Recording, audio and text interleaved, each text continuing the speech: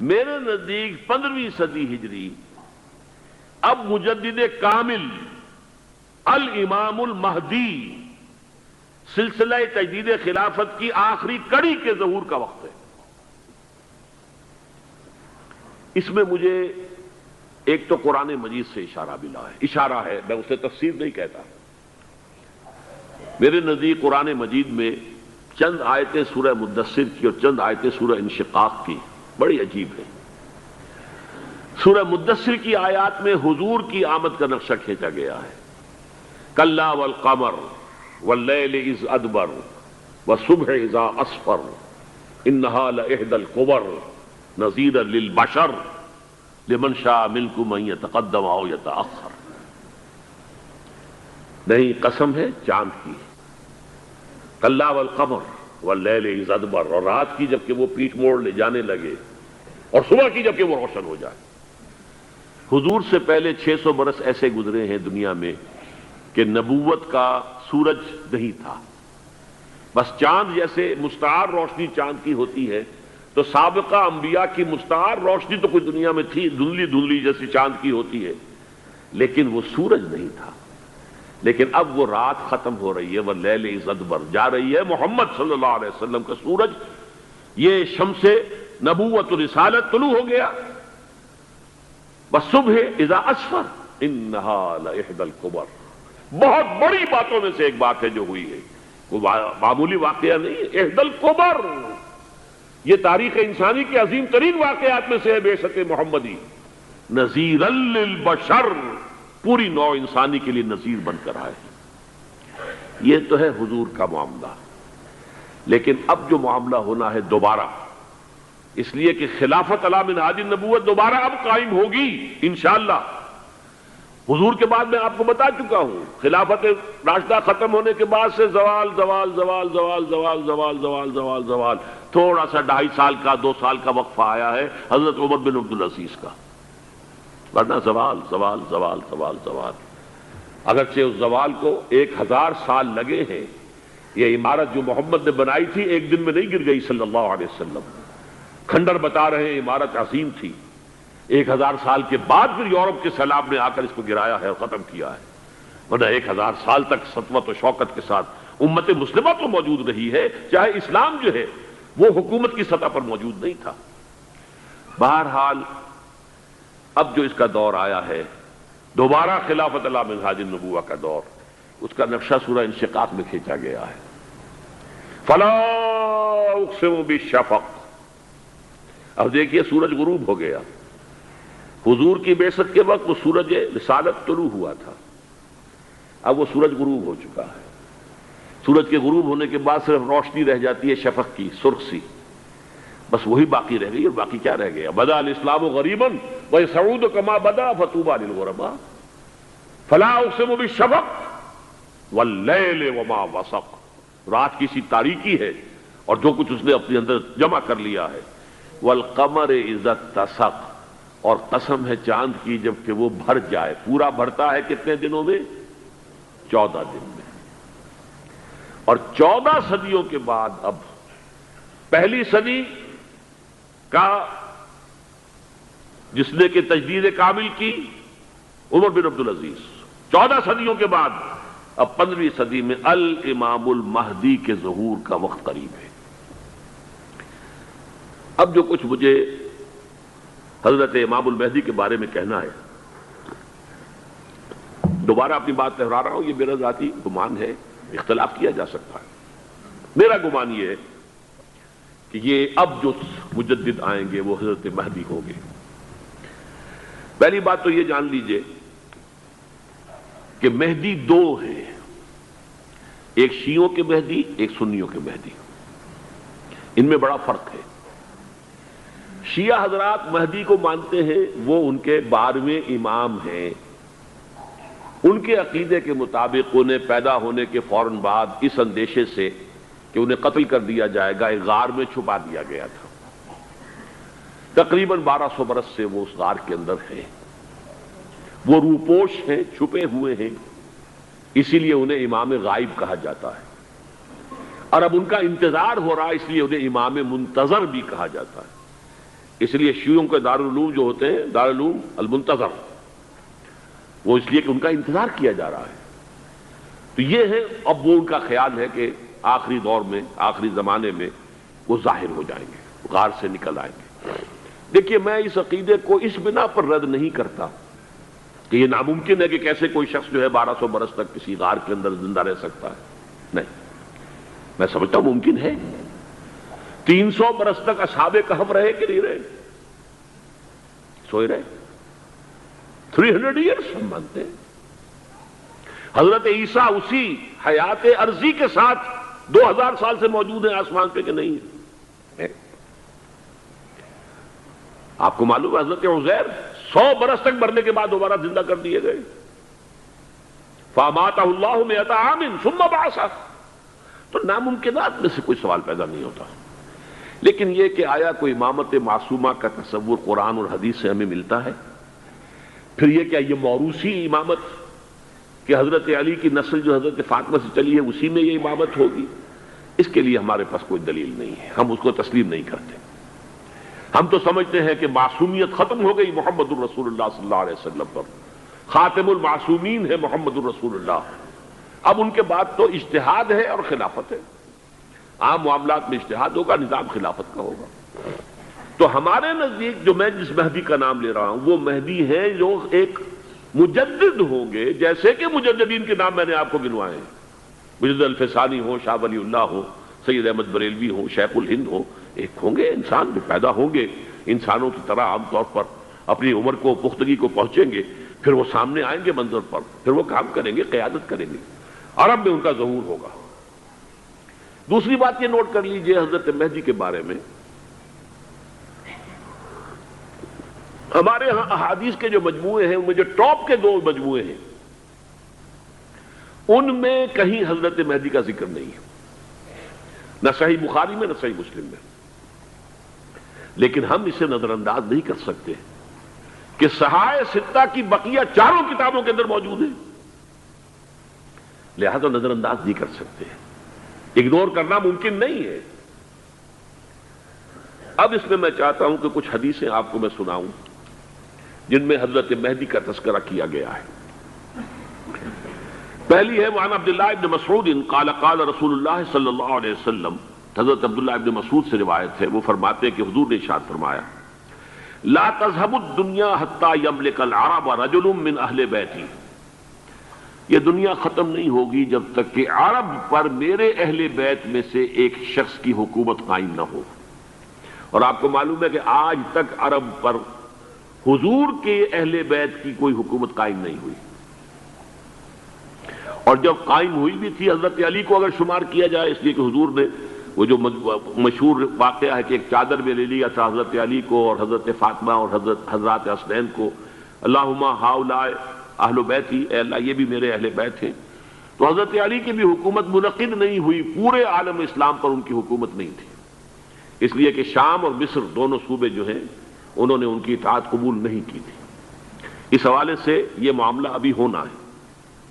لا تذهب الدنيا حتى يملك العرب رجل من اہل بیتی یواطئ اسمہ اسمی. اس کا نام وہی ہوگا جو میرا نام ہے، یعنی محمد صلی اللہ علیہ وسلم. اور ان کا نام بھی، مہدی کا نام بھی محمد ہو. مہدی تو ان کا لقب ہے. یہ ترمذی میں بھی ہے، ابو داؤد میں بھی ہے، سنن ابی داؤد، جامع ترمذی. بلکہ ابو داؤد میں ایک اور روایت ہے، قال حضور نے فرمایا لو لم يبقى من الدنيا الا يوم. اگر دنیا کی زندگی میں سے کچھ بھی نہ بچے سوائے ایک دن کے، لطول اللہ تعالی ذلك اليوم، تو اللہ تعالیٰ اس دن کو لمبا کر دے گا، حتی یبعث فیہ رجلا منی، یہاں تک کہ میرے خاندان میں سے ایک شخص کو اٹھائے گا، من اہل بیتی، میرے اہل بیت میں سے، یواطئ اسمہ اسمی و اسم ابی ہے اسم ابی، جس کا نام میرے نام پر ہوگا، جس کے والد کا نام میرے والد کے نام پر ہوگا، محمد ابن عبداللہ ان کا نام ہوگا. اور وہ یملأ الارض قسطا وعدلا کما ملئت ظلما وجورا، وہ سرزمین عرب کو عدل اور انصاف سے اسی طرح بھر دیں گے جیسے کہ وہ ظلم اور زیادتی سے بھر چکی ہوگی. دوسری روایت ہے حضرت ابو سعید خدری رضی اللہ تعالی عنہ سے، حضور نے فرمایا المہدی منی اجل الجبہۃ اقن الانف یملأ الارض قسطا وعدلا کما ملئ ظلما وجورا یملک 7 سنین، رواہ داود، کہ مہدی مجھ میں سے ہوں گے بڑی روشن پیشانی والے اور بڑی کھڑی ناک والے، وہ زمین کو بھر دیں گے انصاف سے اور عدل سے، جیسے کہ وہ ظلم سے بھری ہوئی ہوگی، اور وہ 7 برس تک حکومت کریں گے۔ عرب میں خالص خلافت علی منہاج النبوہ کا نظام حضرت مہدی کے ہاتھوں قائم ہوگا اور 7 برس تک قائم رہے گا عرب کے اندر۔ اس کا اگلا مرحلہ میں بعد میں بیان کروں گا۔ تیسری روایت، اور اس کو میں اس لیے خاص طور پہ سنا رہا ہوں کہ اس میں وہی الفاظ آئے ہیں جو میں نے ابتدا میں حدیث آپ کو سنائی تھی، اس کے الفاظ ہیں۔ عن ابی سعید قال ذکر رسول اللہ صلی اللہ علیہ وسلم بلاء یصیب هذه الامہ حتی لا یجد الرجل ملجا یلجا الیہ من الظلم۔ حضور نے ذکر فرمایا کہ ایک دور ایسا آئے گا انتہائی ابتلاء اور آزمائش اور مصائب کا کہ کسی شخص کو کوئی سر چھپانے کی جگہ نہیں ملے گی اس ظلم سے اپنے آپ کو بچانے کے لیے۔ فَيَبْعَثُ اللَّهُ رَجُلًا مِّنْ عِتْرَتِي وَأَهْلِ بَيْتِي، تو پھر اللہ میرے خاندان میں سے، میرے اہل بیت میں سے اٹھائے گا ایک شخص کو، فَيَمْلَأُ بِهِ الْأَرْضَ قِسْطًا وَعَدْلًا، اور اس کے ذریعے سے اللہ تعالیٰ زمین کو عدل و قسط سے بھر دے گا۔ يَرْضَى عَنْهُ سَاكِنُ السَّمَاءِ، یہ وہی الفاظ آ گئے اب، اس سے پھر راضی ہو جائیں گے آسمانوں میں رہنے والے بھی، وساکن الارض، اور زمین میں رہنے والے بھی۔ لا تدع السماء من قطرها شيئا الا ثبته، آسمان اپنا ایک قطرہ بھی نہیں روکے گا مگر یہ کہ اس کو زمین کے اوپر نثار کر دے گا، بارش کی شکل میں گرا دے گا۔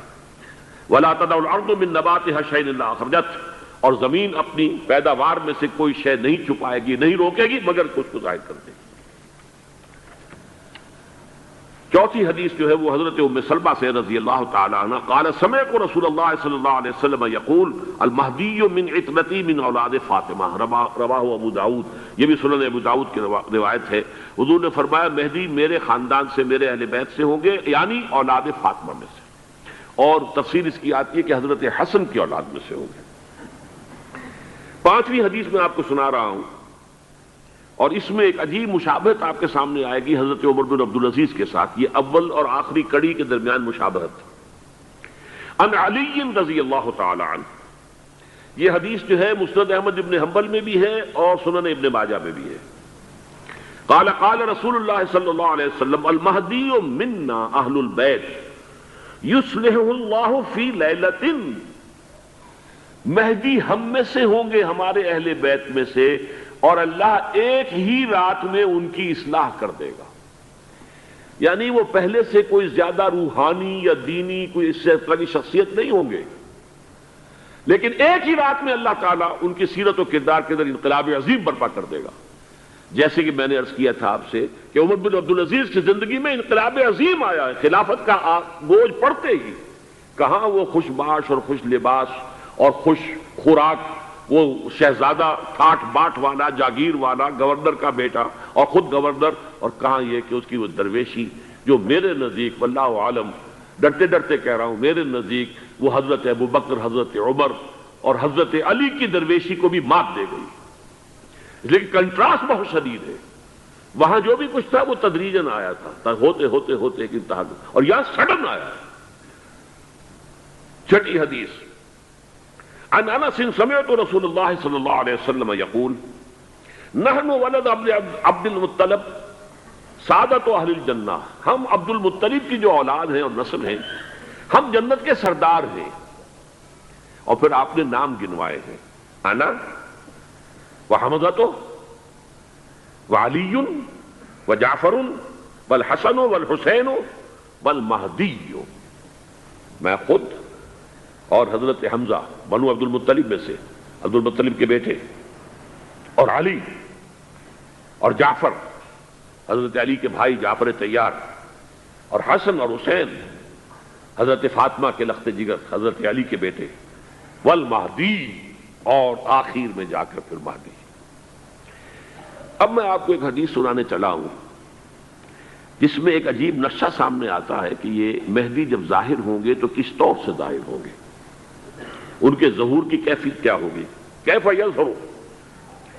یہ روایت ہے حضرت ام سلمہ سے رضی اللہ تعالی عنہا، حضور کی زوجہ محترمہ ہیں، فرماتی ہیں ام سلمہ عن النبی صلی اللہ علیہ وسلم قال یکون اختلاف عند موت خلیفۃ، حضور نے فرمایا ایک خلیفہ کی موت پر اختلاف واقع ہو جائے گا، خانہ جنگی ہو جائے گی۔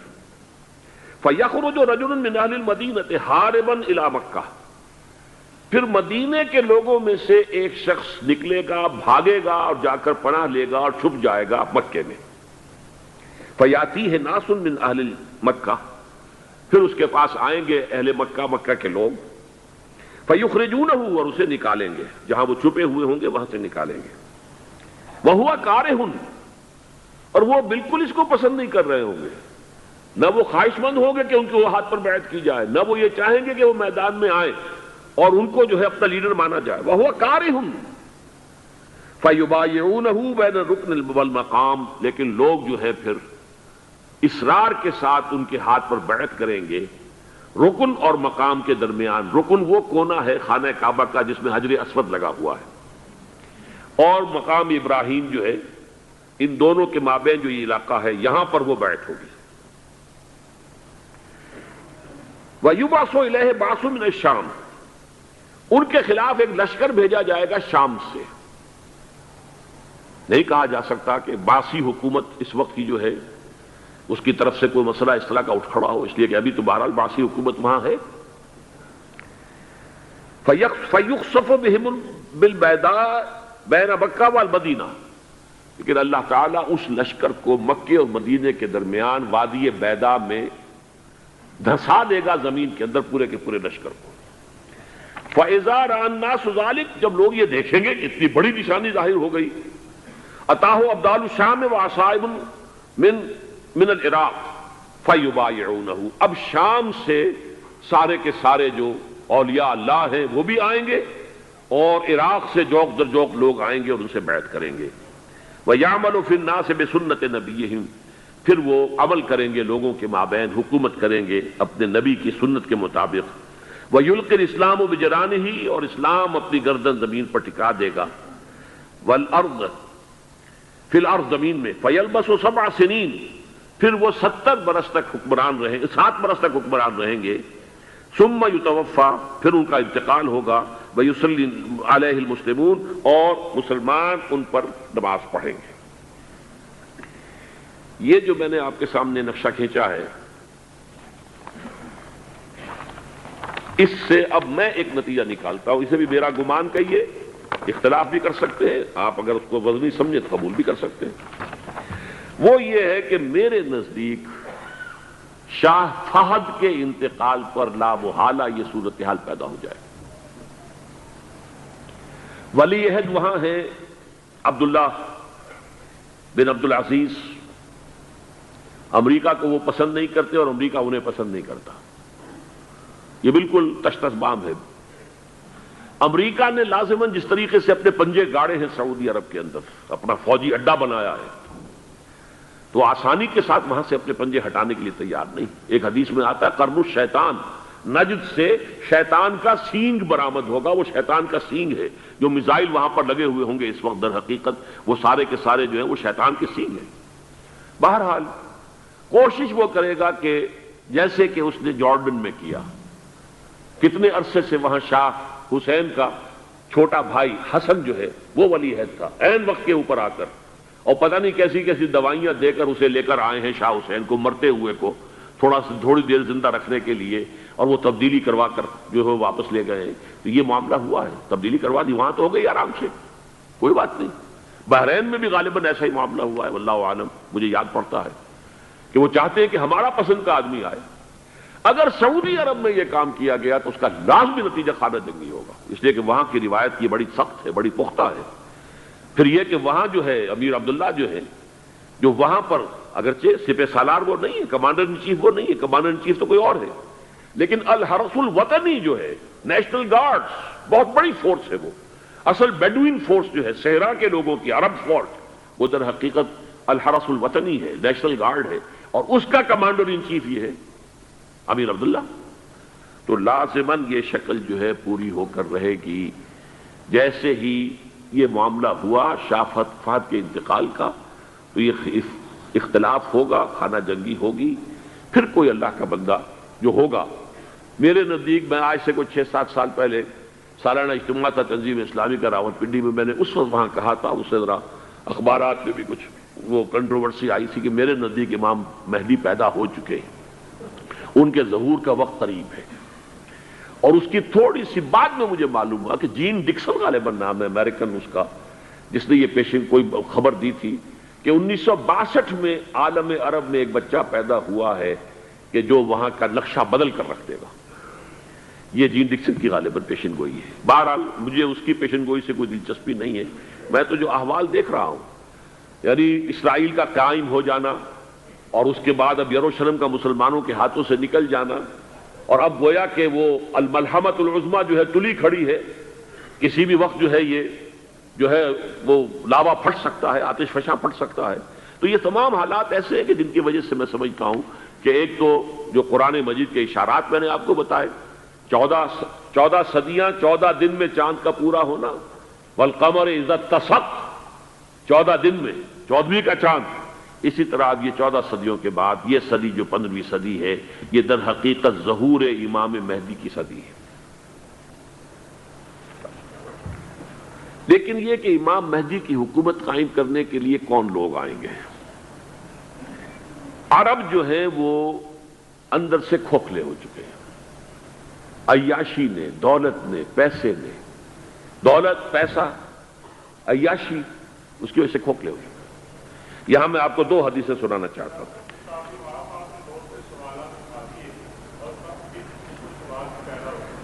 بہت سے ہوں گے، آپ اطمینان سے تشریف رکھیے.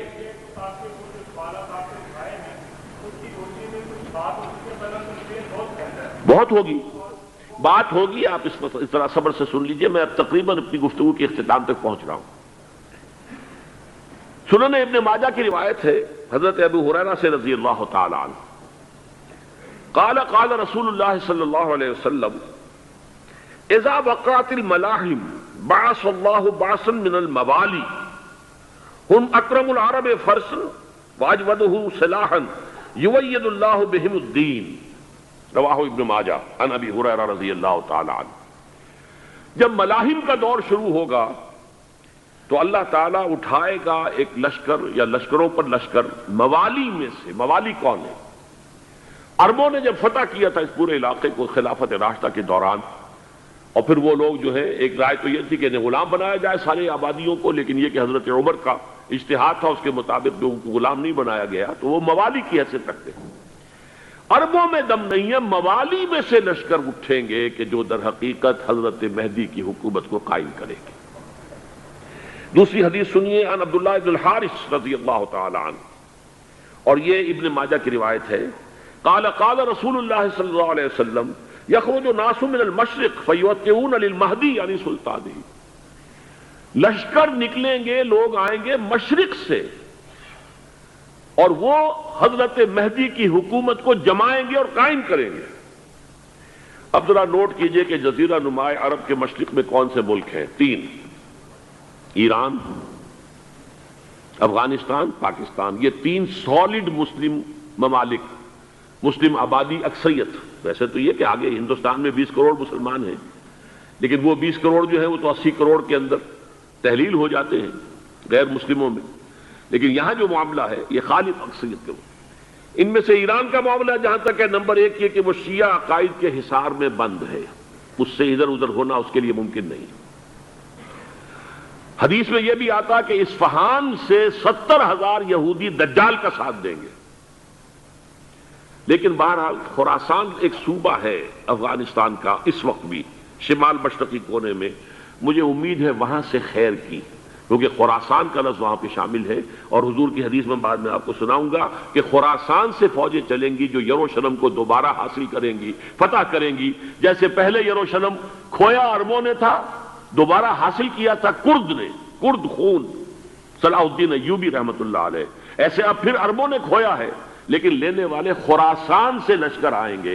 یخرج من خراسان رایات و سود لا یردها شیء حتی تنصب بإیلیا.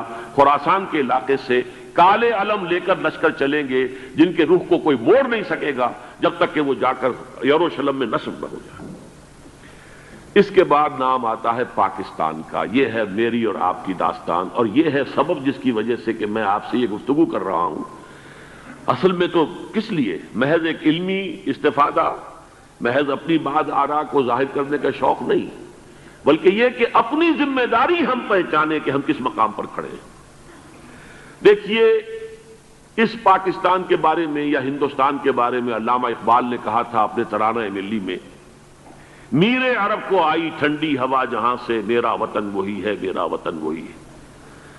اور مجھے بتایا گیا کہ سنن ابی داؤد میں یہ روایت موجود ہے کہ حضور نے فرمایا کہ ہندوستان کی طرف سے مجھے ٹھنڈی ہوا آتی، اگرچہ مجھے وہ حدیث ابھی نہیں ملی ہے، لیکن حزب التحریر کا ایک کارڈ مجھے ملا تھا، تو اس میں اس حدیث کا اور اس میں ابو داؤد کا روایت کا حوالہ موجود تھا۔ لیکن میں جو چیز آپ کو بتا چکا ہوں وہ یہ کہ الف ثانی کا پورا تجدیدی کارنامہ اس ہندوستان کی سرزمین میں ہوا۔ مجدد الف ثانی شیخ احمد سرندی، شاہ ولی اللہ دہلوی، سید احمد بریلوی، وہ تو ہمارے پاکستان میں آ کر جو ہے ان کا خون جذب ہوا ارض پاکستان میں۔ پھر شیخ الہند مولانا محمود حسن۔ تحریک خلافت چلی تو صرف ہندوستان میں چلی اور کہیں نہیں چلی۔ آزادی کی تحریک چلی پوری دنیا میں، وہ نیشنلزم کی بنیاد پر چلی، ملے نیشنلزم، عرب نیشنلزم، ترک نیشنلزم۔ ہمارے ہاں چلی تو اسلام کے نام پر پاکستان کا مطلب کیا؟ لا الہ الا اللہ۔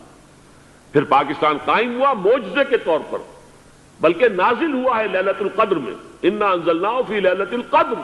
جیسے قرآن نازل ہوا لیلۃ القدر میں، یہ پاکستان بھی نازل ہوا لیلۃ القدر میں۔ اس کا برقرار رہنا ابھی تک معجزہ ہے۔ ہندو یہ سمجھتا تھا، کانگریس سمجھتی تھی کہ جھٹپٹ ختم ہو جائے گا۔ پھر یہ کہ اس کا قرارداد مقاصد کا پاس ہو جانا، مزید بھی اور اضافی دفعات دستور میں آ جانا، اب کمرشل انٹرسٹ کو ربا قرار دے کر حرام قرار دینا، یہ سارے لینڈ مارکس ہیں کہ جو اشارہ کر رہے ہیں کسی چیز کی طرف، معاملہ کدھر جا رہا ہے۔ پھر یہ کہ یہ جو 14ویں صدی کے مجدد تھے شیخ الہند، اس کے بعد سے کچھ ایسی شخصیتیں عظیم پیدا ہوئی ہیں ہند میں، جن کو میں سمجھتا ہوں کہ 14ویں صدی کے مجدد اور 15ویں صدی کے مجدد کے درمیان، یہ 15ویں صدی کے مجدد کی راہ کو سیدھا کرنے والے، جیسے کہ حضرت یحییٰ نے کہا تھا میں تو آنے والے کا راستہ سیدھا کر رہا ہوں حضرت عیسیٰ کے لیے، ایسے ہی 15ویں صدی کے لیے امام مہدی کے لیے راستہ صاف کرنے والے سب سے پہلے علامہ اقبال، جنہوں نے اسلام کا تصور دین کی حیثیت سے دوبارہ زندہ کیا ہے، ورنہ اسلام ایک مذہب کی شکل اختیار کر چکا تھا۔ پھر مولانا مودودی، مولانا ابوالکلام آزاد حکومت الہیہ کے نعرے کے ساتھ میدان میں آئے۔ یہ اقبال نے جو تصور پیش کیا تھا اس پر عملی جد و جہد کے لیے حزب اللہ قائم ہوئی۔ نوٹ کر لیجئے 11 برس کا فرق ہے عمر کا علامہ اقبال کے اور ابوالکلام کے، اور 1913 میں جب حزب اللہ قائم کی ہے اس وقت علامہ اقبال کی ملی شاعری اپنے عروج کو پہنچ چکی تھی۔ پھر یہ کہ علامہ اقبال کے بعد تعمیل جو ہے اس کام کی وہ ابوالکلام نے کی، لیکن روایتی علماء کی شدید مخالفت کی وجہ سے وہ بددل ہو کر چھوڑ گئے، کانگریس میں شامل ہو گئے، بساط جو ہے حزب اللہ کی انہوں نے لپیٹ دی۔ پھر مولانا مودودی آئے، انہوں نے وہ ڈور جو ہے اس کا سرا تھاما، جماعت اسلامی قائم کی حکومت الہیہ ہی کے قیام کے لیے۔ اگرچہ میرے نزدیک یہ کہ وہ انتخابی اور ایک قومی سیاست کی ایک جماعت بن کر پاکستان میں جو ہے دلدل میں پھنس گئی ہے، اب ہم اس کی کوشش کر رہے ہیں، تنظیم اسلامی اور یہ تحریک خلافت جس کے تحت یہ جلسہ ہو رہا ہے، یہ ساری چیزیں وہ ہیں کہ آپ کو سوائے پاکستان کے اور کہیں نہیں ملیں گی پوری دنیا میں۔ معلوم ہوتا ہے کہ پاکستان کو بہت بڑا رول پلے کرنا ہے اس میں، اور اس کے ساتھ اب جمع کر لیجئے افغانستان کی عمارت افغانستان، اسلامی عمارت افغانستان قائم ہو چکی ہے۔ یہ پچھلے 20 سالوں میں جو کچھ وہاں ہوتا رہا ہے اس سے پہلے تصور نہیں ہو سکتا تھا۔ کابل جو ہے وہ تو جیسے پیرس کا تمدن تھا ویسے کابل کا تھا، وہی لباس، وہی سکرٹس۔ یہاں جب آئے تھے شاہ ظاہر شاہ سرکاری دورے پر تو ان کی جو ملکہ صاحبہ تھی ان کے ساتھ وہ سکرٹ میں ملبوس تھی۔ کابل جو ہے وہ بالکل ایک پیرس کی طرح کا شہر تھا۔ آج کابل جو ہے جا کر دیکھیے، علامہ اقبال کے فرزند بھی دیکھ کر آئے ہیں، تو اگرچہ وہ خود میں سمجھتا ہوں کہ خاصے انہیں آپ لبرل کہیں، آزاد خیال کہیں، لیکن اس درجے متاثر ہو کر آئے تھے کہ انہوں نے یہ کہا افغانستان میں جو میں نے حالات دیکھے ہیں کہ اگر 2-4 اور مسلمان ملکوں کے اندر یہ نظام قائم ہو جائے تو پوری دنیا مسلمان ہو جائے گی۔ یہ سب کچھ کیسے ہو رہا ہے؟ یہ آنے والے دور کی جھلکیاں ہیں. Coming events are casting their shadows before. یہ سب بتا رہے ہیں کہ پاکستان افغانستان کو مل کر اس میں کوئی عظیم رول پلے کرنا ہے. اور اس کے ضمن میں اب میں علامہ اقبال کے بارے میں آخری بات کہہ رہا ہوں. علامہ اقبال کے بارے میں عام یہ خیال ہے، انہوں نے اپنے خطبات میں مہدی کا اور نزول مسیح کا، حالانکہ میں کل پڑھ رہا تھا مولانا سید احمد اکبر آبادی رحمۃ اللہ علیہ کا ایک مقالہ ان کا کہ علامہ اقبال نے ابن خلدون کے بارے میں یہ کہا ہے کہ مہدی کا اور نزول عیسیٰ کا دونوں کا انہوں نے انکار کیا ہے، حالانکہ ابن خلدون نے نزول عیسیٰ کا انکار نہیں کیا، صرف مہدی کا انکار کیا ہے. بہرحال علامہ اقبال نے خطبات میں انکار کیا ہے. لیکن یہ کہ اپنی شاعری کے اندر میں چیلنج کرتا ہوں کسی بڑے سے بڑے اقبال شناس کو، ان کا یہ شعر ذرا سنیے. خضر وقت از خلوت دشت حجاز آید بروں، کارواں زی وادی دور و دراز آید بروں. خضر وقت، امام وقت، رہنمائے وقت، قائد وقت، خلوت دشت حجاز، حجاز کی صحرا کی کسی خلوت گزینی سے نکل کر باہر آئیں گے. میں حیران ہوتا ہوں علامہ کے اس فکر پر اور اس مصرے پر. یہاں انہوں نے شیعہ اور سنی دونوں کے کانسیپٹ جمع کر دیے.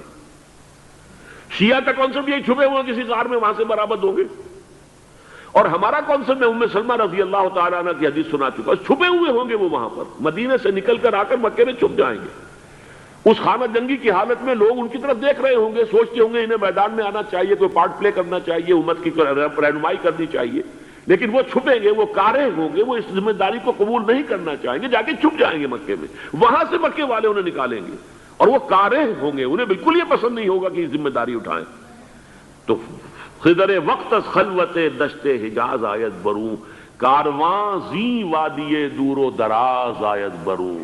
کارواں جو چلے گا ان کی مدد کے لیے اس وادی دور و دراز، اس عظیم وادی دور و دراز، یہ وادی سندھ ہے. وادی سندھ جو ہے ہم سمجھتے ہیں کہ صرف یہ پاکستان اور پنجاب جو ہے یہ اس میں شامل ہے. سندھ اور پنجاب نہیں، افغانستان کا پورا مشرقی علاقہ اس میں شامل ہے.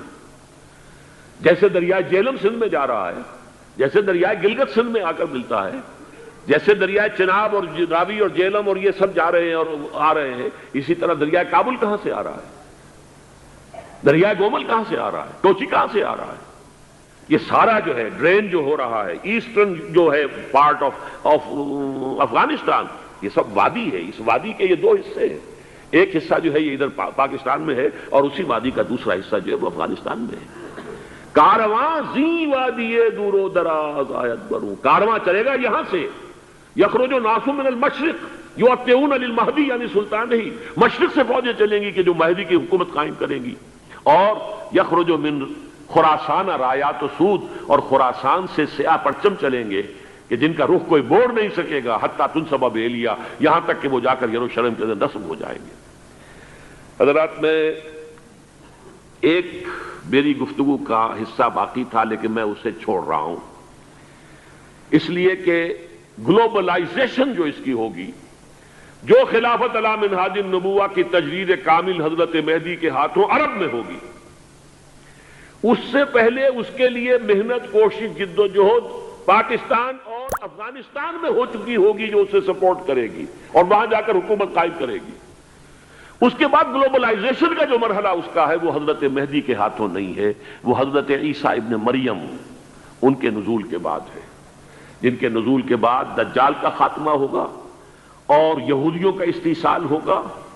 مسلمانوں پر بھی بڑی تکالیف عربوں پر آئیں گی، شدائد آئیں گے. لیکن یہ وہ میں حصہ جو اپنی گفتگو کا آج چھوڑ رہا ہوں اس لیے کہ میں دیکھ رہا ہوں کہ بعض حضرات کا صبر کا پیمانہ اب لبریز ہو رہا ہے، تو میں اس حصے کو پھر ملتوی رکھتا ہوں کسی دوسری محفل اور کسی دوسری مجلس اور نشست پر.